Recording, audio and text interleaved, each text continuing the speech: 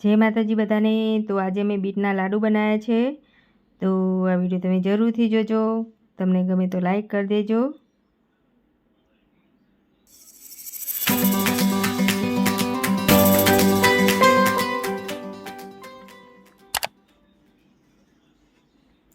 તો સૌથી પહેલાં આપણે બીટ લઈ લઈશું। આ બીટ અમે અમારા ઘરે જ વાયા છે। જેટલી જરૂર હોય એટલા જ બીટ કાઢવાના।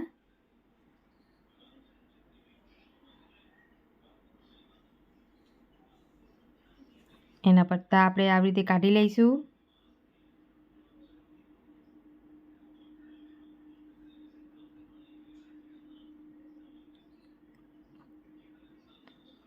બધા પત્તા આપણે કાઢી લીધા છે। તો બીટ હવે આપણે ધોઈ લઈશું।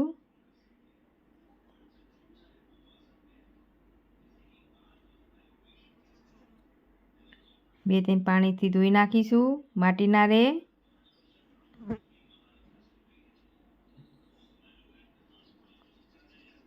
હવે આપણે એની છાલ ઉતારી દઈશું।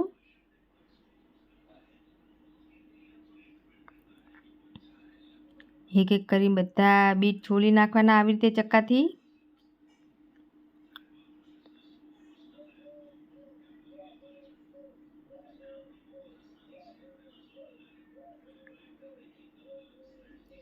છોલીને પછી બે ત્રણ પાણીથી સરસ રીતે ધોઈ નાખીશું। ધોઈને પછી આવી રીતે ખમણીથી ખમણી લઈશું।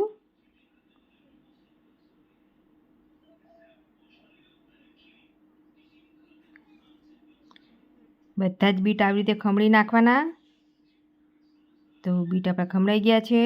તો હવે આપણે કઢાઈ મૂકી દઈશું। એમાં 2 ચમચી ઘી નાખી દઈશું અને આ બીટનું છીણ આમાં નાખી દઈશું।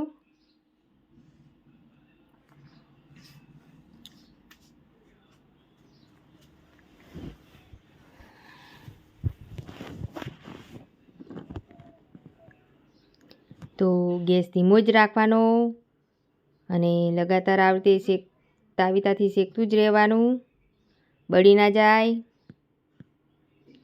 અને એકદમ એનો કલર ચેન્જ થાય પછી જ દૂધ નાખવાનું। તો હવે આપણો કલર ચેન્જ થઈ ગયો છે। તો હવે આપણે દૂધ નાખીશું।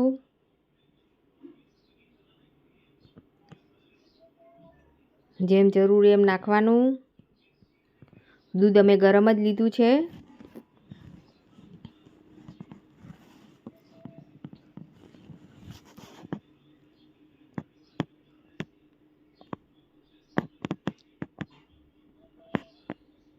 લગાતાર આવી રીતે તાવી તો ફેરવતો જ રહેવાનો ચમચો। દૂધ આપણું હવે બળી ગયું છે। તો કાજુ બદામનું નાખી દઈશું મહીં।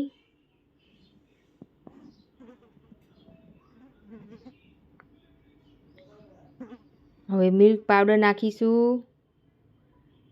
3 ચમચી। મિલ્ક પાવડર નાખશો તો ખાવામાં બહુ સરસ લાગે છે, કે જાણે એમ માવાના લાડુ હોય એવા જ લાગે છે।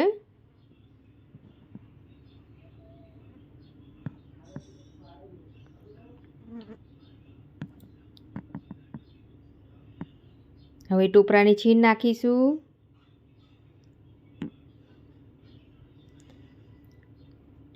લાડુ બનાવવાના છે એટલે ટોપરાની છીણ નાખી છે। અને તમે જો એનો હલવો કેવું બનાવતા હોય તો ના નાખતા, તો ના નાખો તો ચાલે, પણ એને અમે લાડુ બનાવવાના છે એટલે છીણ નાખી છે। હવે ઇલાયચી પાવડર નાખી દઈશું। લગાતાર આપણે આવી રીતે શેકીશું। એનું બધું પાણી બળી જવું જોઈએ। પછી ઠંડુ થવા દઈશું અને હવે આપણે એને લાડુ વાળવાનું ચાલુ કરી દઈશું। અને આ બીટના લાડુ તમને કેવા લાગ્યા કમેન્ટ કરીને અમને જરૂરથી કહેજો। તમારા ઘરે તમે આવી રીતે બનાવશો તો નાના મોટા બધાને બહુ સરસ લાગશે અને નાના છોકરા તો માગીને ખાશે। તો આપણા બીટના લાડુ બનીને તૈયાર થઈ ગયા છે। તો કમેન્ટ કરીને અમને જરૂરથી કહેજો। નવા હોય તો સબસ્ક્રાઈબ કરજો। અને જય માતાજી બધાને.